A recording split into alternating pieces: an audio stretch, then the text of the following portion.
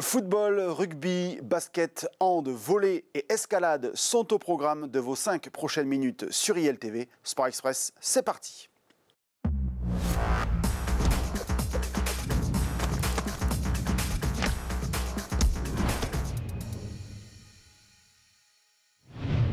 Salut à toutes et à tous, c'est toujours un plaisir de vous retrouver sur ILTV pour ce tour d'horizon hebdomadaire des principaux résultats sportifs. On le débute comme d'habitude par le football féminin. On disputait ce dimanche la 7e journée des championnats et notamment celui de Régional 1. Hénin-Beaumont a été dominé dans l'intensité face à Dunkerque. Mené 1-0 à la pause, le FCF n'a pas réussi à inverser la tendance et doit concéder la deuxième défaite de sa saison. La semaine prochaine, place à la Coupe des Hauts-de-France avec la réception de Noyelles-sous-Lens. Les coupes étaient au menu des garçons ce week-end. En Coupe d'Artois, 5 qualifiés et 1 éliminé dans notre agglomération. Ça passe pour l'Olympique héninois à Écourt-Saint-Quentin, pour Courcelles et pour Courrières à l'issue de la stressante épreuve des tirs au but. On retrouvera également au tour suivant le stade héninois, large vainqueur face à Sud-Artois et le Roche-Carvin qui s'est défait de l'Abassé. Wany est le seul éliminé de ce troisième tour pour notre agglomération et les barbistes se consacreront désormais entièrement au maintien en Régional 3.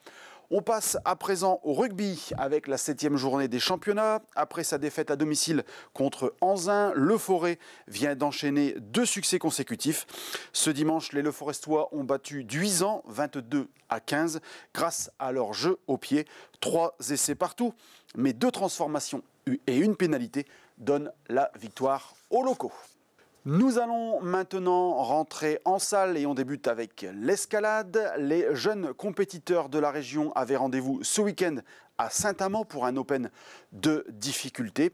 Le club Access Escalade de Rouvroy y était bien entendu présent et y a récolté pas moins de 4 podiums.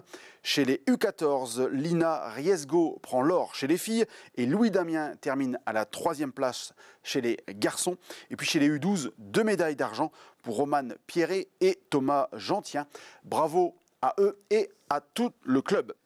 On parle à présent de basket avec la Nationale 2 et le nouveau tour de force de Dourges.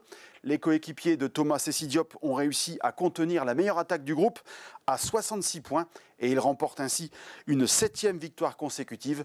Prochain défi, faire tomber le leader invaincu. Le rendez-vous est pris pour le 30 novembre à 20 h à la salle Briquet. Autre série en cours, celle d'Hénin-Beaumont en Régional 3. Le SHB passait un test ce week-end face au 3e Villeneuve d'Ascq. Test réussi sans encombre et voici les Héninois avec 6 victoires de rang et un déplacement à venir chez la Lanterne Rouge. Chez les filles, Carvin est aussi sur une série, certes plus modeste, de 2 victoires de suite. L'AS OBC s'est imposé à l'extérieur 68-51 et équilibre son bilan à 3 succès pour 3 revers. Côté handball, on disputait le 2e tour de la Coupe de France régionale. Qualification de Carvin à l'extérieur, mais élimination de Libercourt. La semaine prochaine, retour au championnat pour tout le monde. Enfin, en volleyball, la série négative de Wany se poursuit en Régional 1. 3e défaite de rang pour l'Étoile, battue ce week-end à Douai. Prochain rendez-vous ce samedi 24 novembre contre le leader Cambrai. Voilà, ce numéro de Sport Express touche à sa fin. Merci de votre attention et rendez-vous la semaine prochaine. On parlera d'ailleurs beaucoup de volleyball avec un gros plan sur le club de l'Étoile de Wany. À la semaine prochaine.